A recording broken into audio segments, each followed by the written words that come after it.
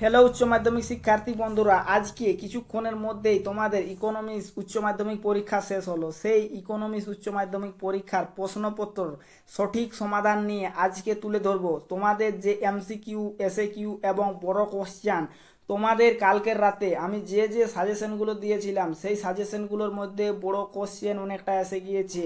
তোমরাকে কাল আমি 12টি সাজেশন দিয়েছিলাম, 12টির মধ্যে তোমাদের আজকে 5টি 5 মার্ক কোশ্চেন এসে গিয়েছে। তোমরা যারা করে রেখেছো তাদের জন্য অসংখ্য ধন্যবাদ। খুবই ভালো তোমাদের পরীক্ষা হয়েছে। পরীক্ষার প্রশ্নপত্র অতটা জটিল ছিল না বলে মনে হয়। এরপর তোমাদের হচ্ছে সেই প্রশ্নপত্রর উত্তর সমাধান নিয়ে আজকে আলোচনা করা হোক। এই তোমাদের ইকোনমিক্স প্রশ্নটা তোমাদের হিন্দি, বাংলা এবং ইংলিশ তিনটা সাবজেক্টে একটাতে রয়েছে। এরপর তোমাদের প্রথম নম্বর এমসিকিউ টাইপ কোশ্চেন, যেটা তোমাদের 10 মার্ক থাকে, 10 10, 1 মার্ক করলে 1 মার্ক পাওয়া যায়, 4টা অপশান থাকে এরকম প্রশ্ন। প্রান্তিক ব্যয়রেখা, এটির সঠিক উত্তর হবে প্রথমে নিম্নগামী ও পরে ঊর্ধ্বগামী হয়। এটার আমি উত্তরটা ঠিক দিইনি, কিন্তু প্রথম সঠিক উত্তর এ হবে। দ্বিতীয় নম্বর কোশ্চেন তোমাদের পূর্ণ প্রতিযোগিতামূলক বাজারে মুনাফা সর্বাধিক হওয়ার জন্য দ্বিতীয় বা পর্যাপ্ত শর্তটি হলো, সেটি হবে তোমাদের প্রান্তিক ব্যয় রেখা নিম্নগামী। সঠিক উত্তর প্রান্তিক ব্যয় রেখা নিম্নগামী। নেক্সট তোমাদের যোগানের নিয়ম কার্যকারী হলে যোগান রেখাটি হবে ঊর্ধ্বগামী। সঠিক উত্তর। এরপর তোমাদের একচেটিয়া কারবারে ভারসাম্যের একটি শর্ত হলো সমান হবে পি সমান এমসি। সঠিক উত্তর। তারপর হচ্ছে তোমাদের সরল কেইন্সের তত্ত্বে বিনিয়োগ গুণকের মান হবে তোমাদের 1/MPS। এরপর তোমাদের বাজার ঘাটতি বলতে বোঝায় সরকারি ব্যয় গ্রেটার দেন সরকারি আয়। নেক্সট তোমাদের হচ্ছে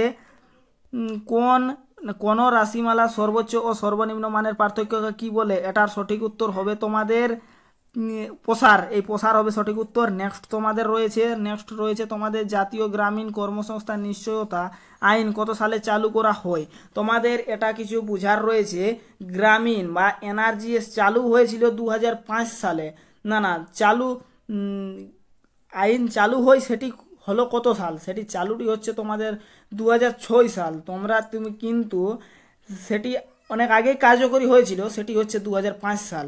কিন্তু অনেকে 5 এবং 6 এই দুটার মধ্যে অনেকের বিভ্রান্তি ঘটে থাকে, তার জন্য সঠিক কোশ্চেন উত্তর হচ্ছে 2006 সাল। কিন্তু গুগলে সার্চ করলে তোমাদের 2005 সাল দেখাবে।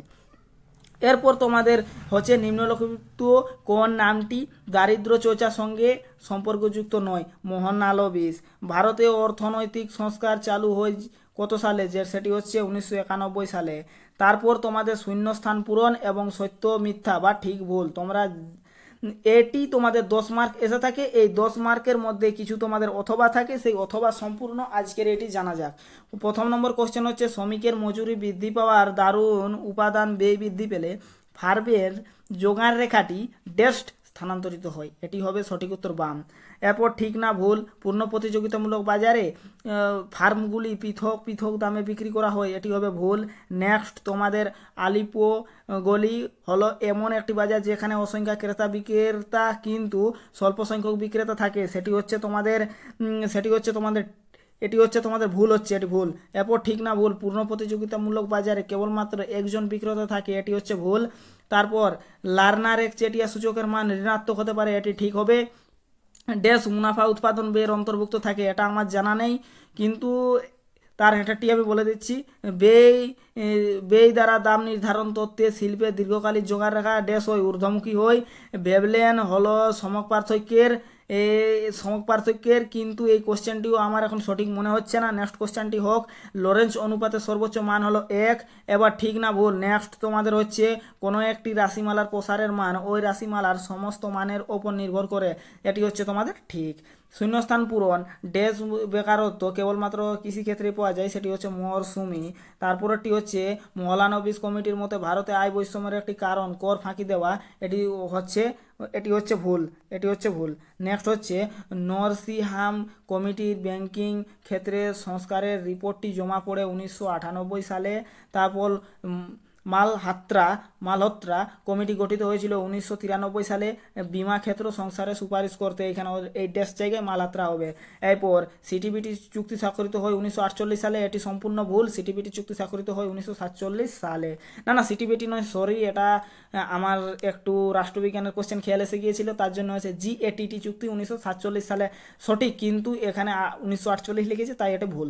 এরপর নেক্সট তোমাদের 2 মার্কের কোশ্চেন, কালকে আমি এগুলি অবশ্যই গুরুত্বপূর্ণ সহকারে আমি সাজেশন দিয়েছিলাম, সেগুলির মধ্যে এসেছে। দেখো, চাহিদার নিয়মটি বিবৃত করো, দাম এবং প্রভাবের দুটি অংশ কি কি, তারপর কোন ধরনের দ্রব্যের ক্ষেত্রে চাহিদা সাধারণত দামের সাপেক্ষে অস্থিতিস্থাপক থাকে, চাহিদার আয়গত স্থিতিস্থাপক সংজ্ঞা দাও, উৎপাদনের গড় ব্যয়ের সংজ্ঞা দাও, ফার্মের ব্যয়ের দুটি উদাহরণ দাও, সরকারি রাজকোষ নীতির দুটি উদ্দেশ্য লেখো। প্রভৃতি কোশ্চেনগুলো তোমাদের রয়েছে 2 মার্কের কোশ্চেন এবং 5 মার্কের কোশ্চেনগুলো আমি তোমাকে সাজেশনে দিয়ে রেখেছিলাম।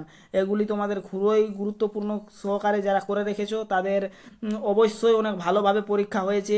এটি কাল আমি বারবার বলেছিলাম কেন্দ্রীয় ব্যাংকের মূল কাজগুলি লিখে যাবে, কারণ এটি পরীক্ষায় এসেই যাচ্ছে, সেটি তোমাদের এসে গিয়েছে। এরপর তোমরা যদি পরীক্ষায় না লিখতে পারো সেটার কোনো বিশেষ কোনো জরুরি নাই। ঠিক আছে, তোমাদের কালকের পরীক্ষা আরও ভালো হবে।